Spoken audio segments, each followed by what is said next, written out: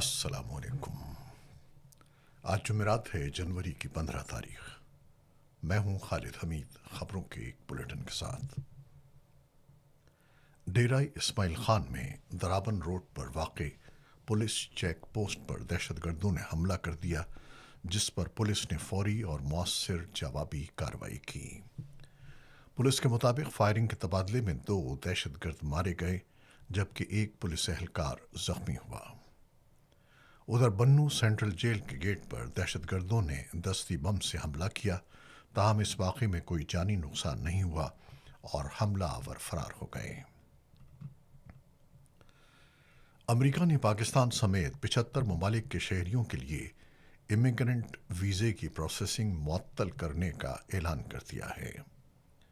امریکی محکمہ خارجہ کے مطابق ان ممالک کے تارکین وطن امریکی ٹیکس دہندگان کی رقم سے فائدہ اٹھاتے رہے ہیں۔ امریکی میڈیا کے مطابق متاثرہ ممالک میں پاکستان، افغانستان، ایران، ازبکستان اور دیگر ممالک شامل ہیں۔ ویزا پروسیسنگ کی یہ معطلی 21 جنوری سے نافذ العمل ہوگی۔ محکمہ خارجہ نے امریکی سفارت خانوں کو ہدایت دی ہے کہ طریقہ کار کے اثر نو جائزے تک موجودہ قوانین کے تحت ویزے جاری نہ کیے جائیں۔ اس فیصلے کی مدت کا تعین نہیں کیا گیا۔ ترجمان دفتر خارجہ نے کہا ہے کہ پاکستان امریکی امیگرنٹ ویزے کی پروسیسنگ سے متعلق امریکی حکام سے مسلسل رابطے میں ہے اور امید ہے کہ معمول کی آن لائن پروسیسنگ جلد بحال ہو جائے گی۔ انہوں نے کہا کہ پاکستان اس معاملے کو امریکی امیگریشن پالیسیوں کا اندرونی جائز عمل سمجھتا ہے۔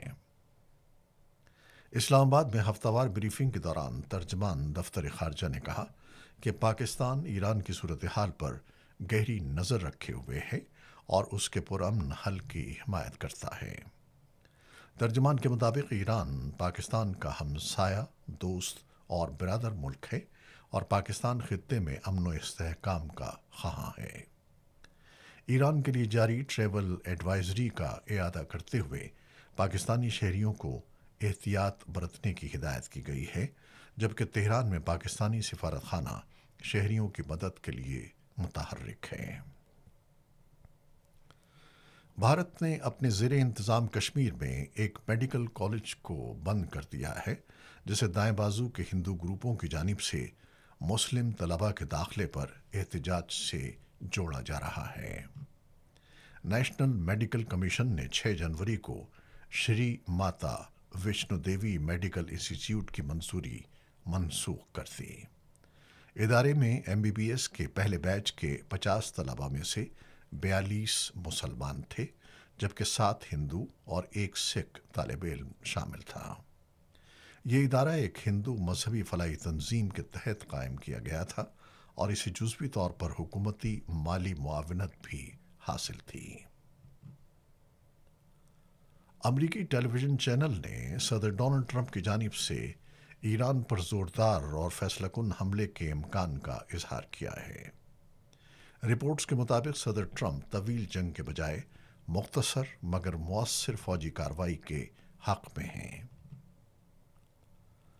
اسرائیلی میڈیا کے مطابق اسرائیلی آرمی چیف نے فوری دفاعی تیاریوں کا حکم دے دیا ہے، جس کے بعد شمالی اسرائیل سمیت مختلف علاقوں میں بم شیلٹرز کھول دیے گئے ہیں۔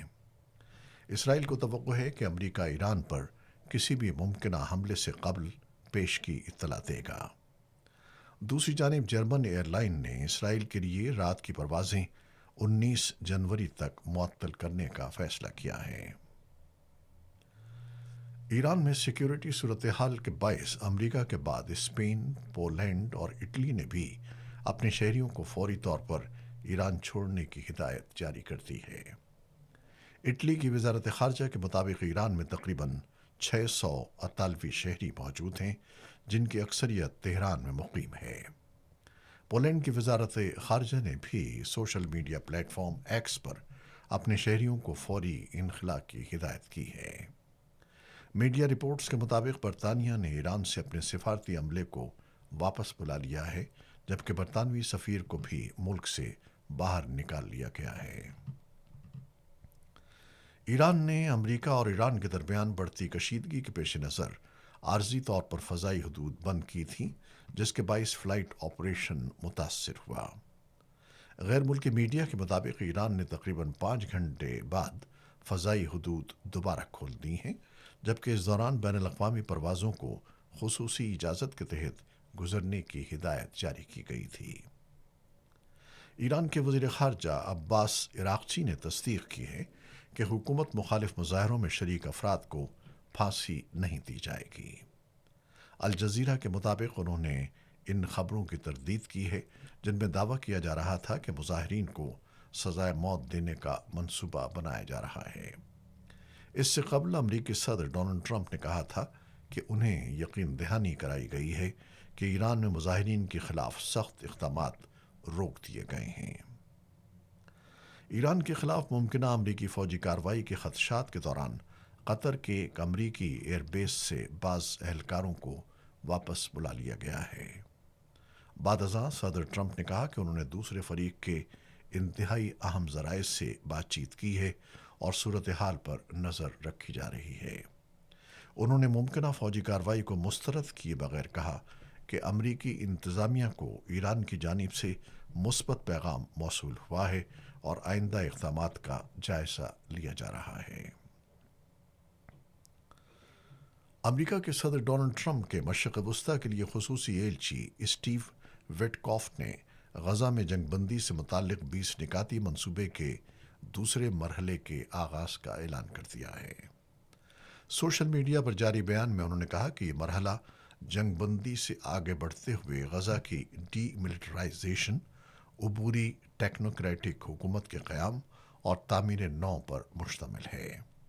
وٹکوف کے مطابق اس مرحلے کے تحت ایک عبوری فلسطینی انتظامیہ قائم کی جائے گی جو غزہ کا نظم و نسق سنبھالے گی، جبکہ تعمیر نو کا عمل بھی شروع ہوگا۔ انہوں نے کہا کہ امریکہ توقع کرتا ہے کہ حماس اپنی تمام ذمہ داریاں پوری کرے گی، جن میں آخری ہلاک شدہ یرغمالی کی لاش کی واپسی بھی شامل ہے، بصورت دیگر سنگین نتائج کا سامنا ہو سکتا ہے۔ وٹکوف نے پہلے مرحلے کے دوران انسانی امداد، جنگ بندی کے تسلسل اور یرغمالیوں کی رہائی میں مصر، ترکی اور قطر کے کردار کو سراہا۔ واضح رہے کہ اکتوبر میں نافذ ہونے والی جنگ بندی کے بعد اسرائیل پر متعدد خلاف ورزیوں کے الزامات عائد کیے گئے ہیں، جن کے نتیجے میں درجنوں فلسطینی ہلاکتیں رپورٹ ہو چکی ہیں۔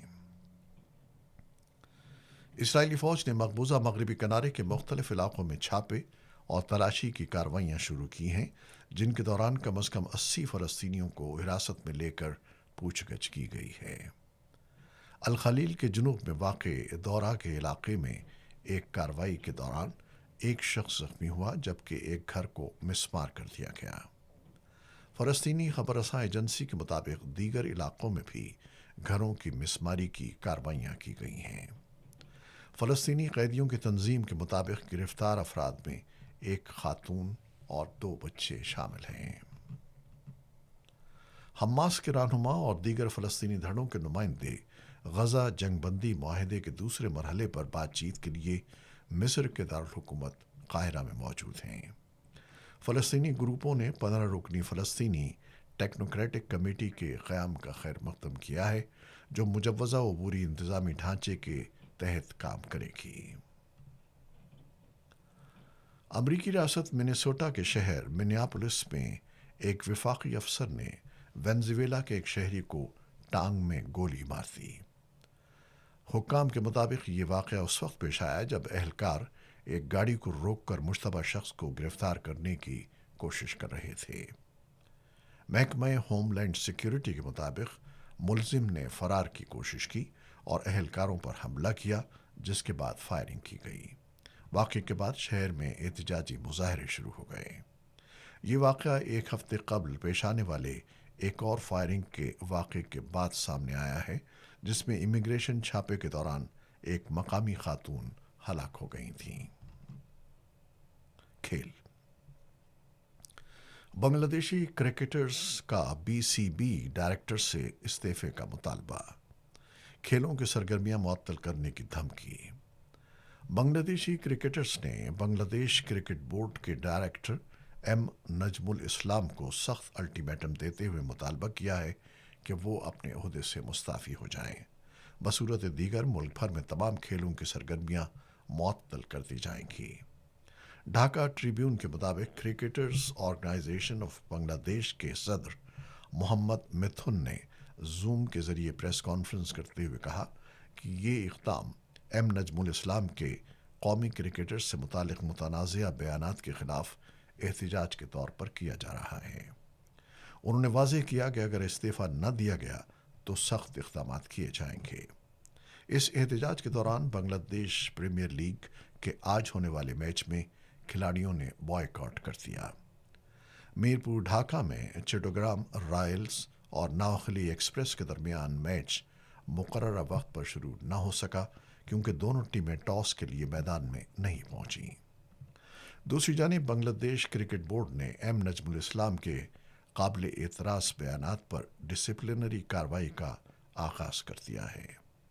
بی سی بی کے مطابق بورڈ نے ان بیانات کی مذمت کرتے ہوئے شوکاز نوٹس جاری کر دیا ہے اور 48 گھنٹوں کے اندر جواب طلب کیا ہے۔ بی سی بی نے امید ظاہر کی ہے کہ کھلاڑی پیشہ ورانہ رویہ اختیار کریں گے اور بی پی ایل کی کامیاب تکمیل کے لیے تعاون جاری رکھیں گے۔ بورڈ کا کہنا ہے کہ بنگلہ دیش پریمیئر لیگ فائنل مرحلے میں داخل ہو چکی ہے اور یہ ایونٹ ملکی اور غیر ملکی شائقین کے لیے خصوصی اہمیت رکھتا ہے۔ یہ تھیں وہ خبریں جو یوٹیوب چینل پر ہم نے آپ کے لیے پیش کی ہیں۔ آپ ہمارے چینل کو دیکھتے ہیں، شیئر کرتے ہیں اور اپنے کمنٹس میں اپنی محبتوں کا اظہار کرتے ہیں، جس کے لیے ہم آپ کے بیحد ممنون ہیں۔ اپنی ان کاوشوں کو، اپنی محبتوں کو جاری رکھیے گا۔ خالد حمید کو اب اجازت دیجیے۔ اللہ حافظ۔